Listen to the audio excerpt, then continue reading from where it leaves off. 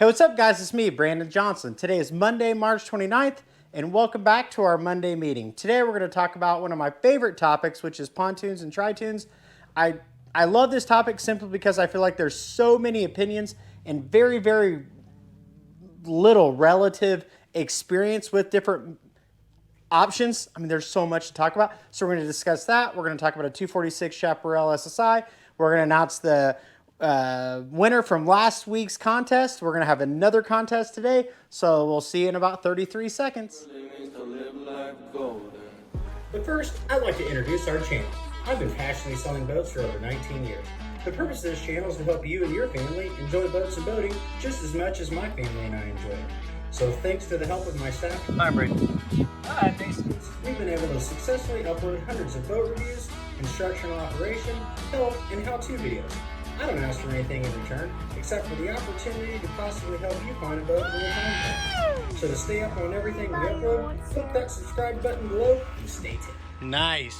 Let's get started. Last week's winner to the contest was Mr. John Gorbach. He guessed 27 units closed last week that left here. That is correct. That's a record for me personally, one that I'm super proud of. We had so much luck with the contest last week. We're going to go ahead and do another one this week. And let me explain why we're doing these.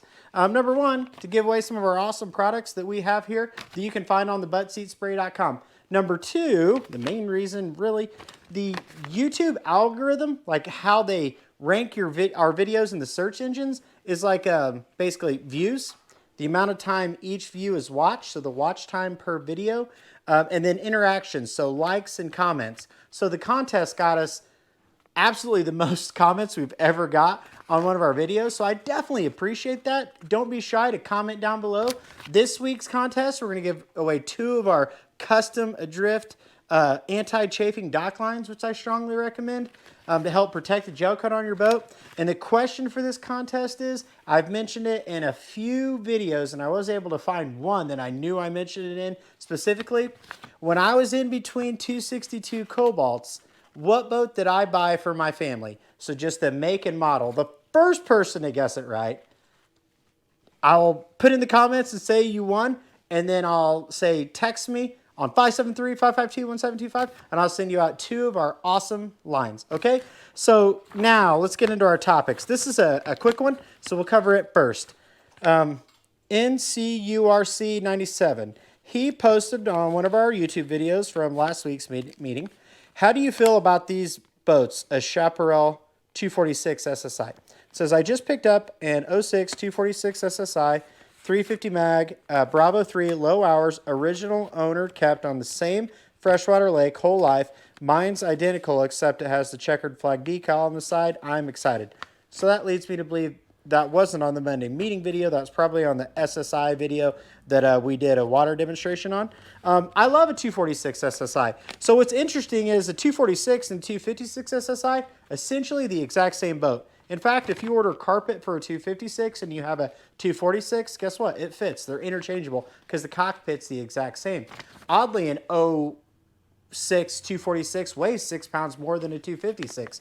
I really think the reason why Chaparral even built the 246 is simply to make a 2.4 model number to make people feel more comfortable trailering it, because the 256 has the molded on swim platform, 246 has a bolted on swap platform.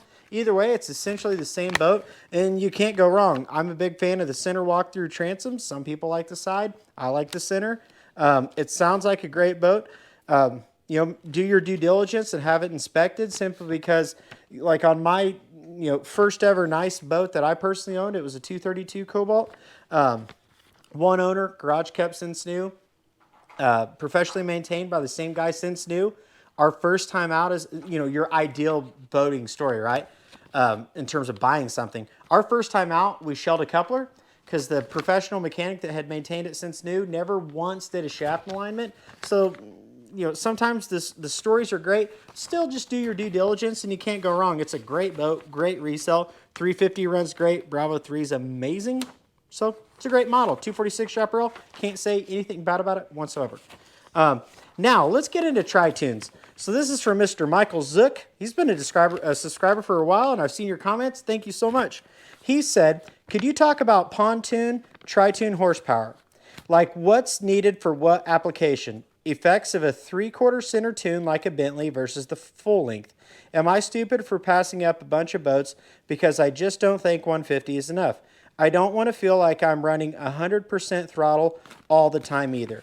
So let's go back and cover these like individually, but let me start at the beginning.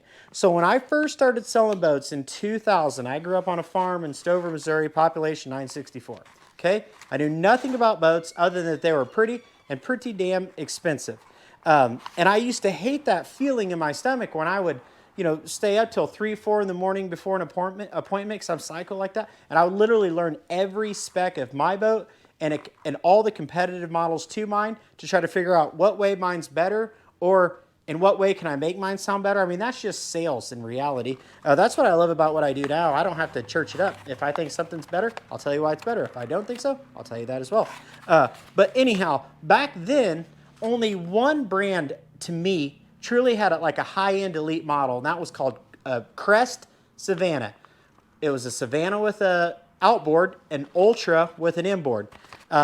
Harris had a Royal Heritage, which was a high-end model, but it truly didn't compare to a Crest Savannah or Crest Ultra in my professional opinion or my humble, honest opinion either. It's not even comparable. The Crest was way ahead of its time with that model. Well, back then with a 150, that boat was like 30 grand. So I went back to the farm I grew up on and said, Grandpa, you're never going to believe this. They got $30,000 pontoons for sale at the Lake of the Ozarks. And my grandpa looked at me and said, ain't no damn way, boy, anybody'd pay that. Well, guess what? We sold the heck out of them. Very easy.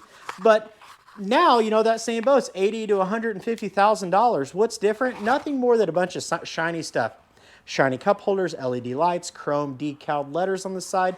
The structure and everything's, specifically the exact same. Now, technologies came a long way. You're getting digital throttle shift, power assisted steering, great big motors, and that's fine. But speaking of motors, this is really relevant to your question. Back then in 2000, when I'd look a customer in the eye and say, sir, this Tritoon's got a 150, 9 times out of 10, that customer would look back at me and say, whoa, whoa, whoa, I don't need near that big a motor. That's going to drink too much gas. No one needs a 150 on a Tritoon or a Pontoon. Now when I say that to people, though, today, they say, will that even get out of its own wake? That's not near enough. So my answer is always, well, what do you want to do with it? You want to race the damn thing? Like how big a motor do you need? So to answer your question, what motor do you need to do what you want to do? It really depends on like how much weight you're going to put in the boat. I always say you're going to lose basically a half mile an hour per 100 pounds. Okay? So for every 200 pounds, you're going to lose a mile an hour. What will these boats do in terms of top speed? Super relevant to two things: the model and the seating configuration.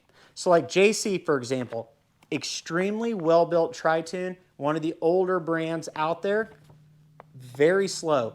A Neptune, please don't let me hurt your feelings. I'm saying it's a great built boat. If you own one, I'm just saying it's very, very, very slow. A Neptune, Evolution, Sport Tune, Triple, whatever the hell you want to call it, with a checkered flag going down the side, is not fast with the 200 whatsoever. In retrospect, a Bentley, which is a nice mid-range Tritoon with a 150, will run, with me in the boat, 38 miles an hour if it's got lifting strakes and it's not taking on water. So you just need to drive whatever model you're looking at first, see what that top speed is, take into consideration the weight. Lifting strakes will increase your top end by 2 to 4 miles an hour. There was a dealer that went out of business and they had 222 Landows with 115s. I'll never forget this. I had just started at, the last place I worked at. And so we bought that inventory from that dealer, 2 identical Tritoons. I had demos back to back. It was wild. One of them only did 24 miles an hour with the 115. The other one did 28. I couldn't figure out why. I kept my mouth shut. But then I noticed as I was doing their closing paperwork, the one that did 28 had lifting strakes, the other one didn't.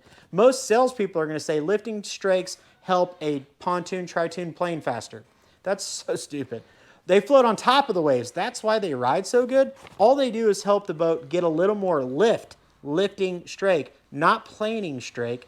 99% of salespeople, I'm sorry, but are wrong with what they call that. Also helps the boat track straighter in water because you got fins out there, cavitation plates, so to speak. The 3/4 tune, not a huge difference. You have a lot more torque with a long shaft. So typically the reason they're doing a 3/4 tune, less expensive, less parts and pieces. The motor sits in a pod, not a bad thing. If you're in super rough water though, I always recommend a full length log. Performance doesn't matter, okay? A full length log though, so you can get a longer shaft motor. When you have a longer shaft motor, that boat's gonna be more responsive to trim. A shorter shaft motor, it's in the water not near as deep, okay? So you have less ability to control that drive when you're trimming it up and down, if that makes sense. That kind of covers these questions. Hold on one second. The camera's almost 10 minutes. We're going to start over. No, starting back over. You don't want to feel like you're running 100% throttle. You know, I completely get that. And that's all going to be relevant to the make and model. One thing I forgot to cover though is seating configuration. Like everybody really loves, and yeah, I do too. I can't help it. You know, the Tritoons have like the couches in the back. It's awesome. It's gorgeous. I see people flying by us having fun, waving, you know, in their Tritoon with the couches facing back. Just keep in mind that furniture configuration is super heavy and it will drastically slow the boat down. So if you're looking for that seating configuration, you know you've got to get a bigger motor. A 150 is not probably going to pull a tuber. You know, keeping in consideration that weight scenario I gave you earlier, it's just absolutely not going to do it. Your standard seating configuration where you walk through on the starboard side, L-shaped seating, that's a fast seating configuration because it doesn't weigh a whole lot. I don't know what it is about those rear-facing couches, but it really slows the boat down a ton. Big things on Tritoons to really, you know, think about is Tritoons have gotten so popular. You have so many brands, new brands all the time. Hell, even some of the fishing boat brands started to come out with it, like Ranger started to make some.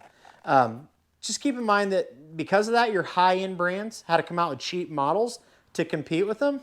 If you're not in rough water, it doesn't matter. If you're at the Lake of the Ozarks, I'll tell you right now, if you buy a knockoff brand or a high-end brand's cheap model, part of your preventative maintenance is going to include every fall having a welder check it out structurally. That's not an exaggeration, okay? They're just not made to handle this kind of water. So go ahead and schedule that every fall when you have your oil changed. They're all going to break. I'm sorry to say it. You just want to buy one that's going to break less, if that makes sense. I know it sounds bad, but it's just the God's honest truth about them. You know, my favorite brands would be Crest, Bennington, JC. I feel like Manitou's a high-end brand, but I want to tell you that whoever does their marketing is a genius because they make them sound like the best thing since, I don't even know, because they just blow everything away. It's incredible, their marketing plan. Do I think they're that incredible? No, but it's still definitely a top 5 brand. I said JC, I hope. You know, I'd say Harris is unfortunately the most overrated elite brand, but they're still definitely in the top 10. And I only say that from my experience of seeing boats break. You know, in my career for the last to be 13 years now, I've made a living on selling pre-owned boats, inspecting, checking, cleaning, correcting every boat we sell before we sell it. So I've seen more things broken than most people see in a lifetime. And that's helped me to learn how things are put together. Playcraft's another high-end brand. Hampton, which is made by Playcraft, great brand as well. There you go. Well, that kind of concludes this week's video. Thank you so much for watching our channel. If you have any questions, please post them down in the comments below. Thanks for watching, and we'll see you on the water alongside of activity. So please hit the like button. That's activity. And comment. Please, that's... Dadgummit.